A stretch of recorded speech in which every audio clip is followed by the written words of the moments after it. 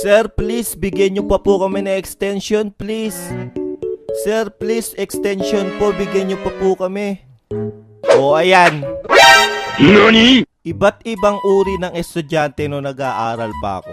The Guitarist. Ito yung estudyante na mahilig magdala ng gitara. Aba, malamang alangan namang piano. Gitarista nga, diba? NANI?! Yung umulan man o umaraw, laging may dalang gitara no? Cool daw kasi tignan. Yung akala mo laging mayaharanahin. Nang ika'y ibigin ko. Ang puro alam lang naman tugtugin puro intro. Tenenen, ten tenenen, tenenen, ten tenenen, tenenen, tew tew tew. Antukin, eto naman yung madalas natutulog sa klase. Yung tipong magpupuyat siya dahil sa kaka-email at kahihintay sa reply ni crush na hindi naman siya gusto. Ang mangyayari, hoy potpot, bakit ka natutulog sa oras ng klase ko? Kayo ma'am, bakit nagtuturo kayo sa oras ng pagtulog ko? Labas!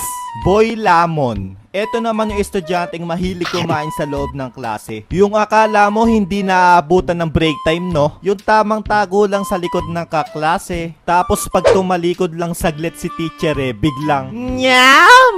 Boy, mamigay ka naman. O ayan, The Rich Kid. Ito naman yung mayaman sa papel. Yung akala mo magbebenta siya ng papel sa room nyo no? Ang kaso, halos lahat ng kaklase mo mga buraot. Hingi dito, hingi doon. Uy pre, may 1/2 crosswise ka ba dyan? Oo pre, eto. Yeah. Boy gulo. Ito naman yung siya yung laging magulo sa klase at madalas napapatawag magulang. Nay, pinatawag ko ho kayo kasi etong anak nyo sobrang pasaway sa klase. Ma'am, pasaway din naman po ito sa bahay Pinatawag ko ba kayo? NANI?! Hehe. The Fake CR. Ito yung estudyanteng mahilig magpaalam na magsi-CR. Sino pumatay kay Lapu-Lapu? Ma'am. Yes, Pepe-san. CR lang po, ma'am. NANI?! Pero ang totoo pupunta lamang siya ng kantin. Aba, magaling! Pero di lang yan mga tropa. Dadaan pa yan sa room ni crush bago magkantin. Yung tipong dito mas malapit na daan, pero dito siya dadaan, masulya pala yung magagandang ngiti ni crush. Manya ko lang putya. Tapos pagbalik niya ng room ang tagal mo naman pre. Ang haba ng pila sa CR pre. Ano yung nasa bulsa mo? Hehehehe. Daburaot. Ito naman yung mga boy hingi ng piso. Minsan nga 2 pa or 5 piso. At kung makapal talaga mukha mo, 10 piso. Isipin mo yun kung 30 kaklase nyo. Magbigay lang ng tig-piso yan. May pambaon ka na kinabukasan. At hindi lang yan boy. Pati ba naman yung pagkain na pinaghirapan lutuin ng magulang nila makikihati ka rin. Pre, konting hiya naman pre. Gusto mo pitikin ko yung betlog mo ha? Gusto mo? Gusto mo?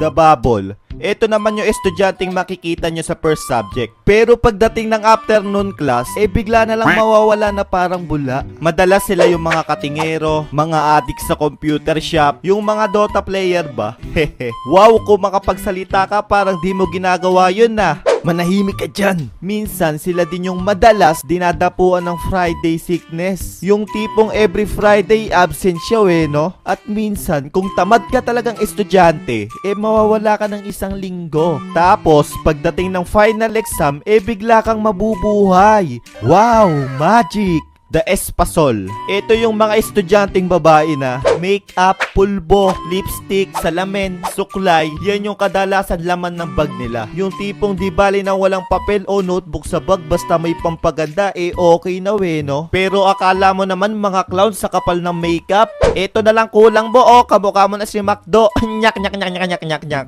Tata Eko. Ito naman yung estudyanteng laging tinatawag ng kalikasan. Yung araw-araw lagi na lang bukang bibig Tata Eko! Tata Eko! Ano ba yan pre? Tatae ka na naman. Oo pre, pasama. Hehe. At syempre, buti na lang nandyan yung tropa mong laging lookout at handang tumulong. Pre, wala palang tubig, peging tissue. Pre, walang tissue, yan na lang. Success pre.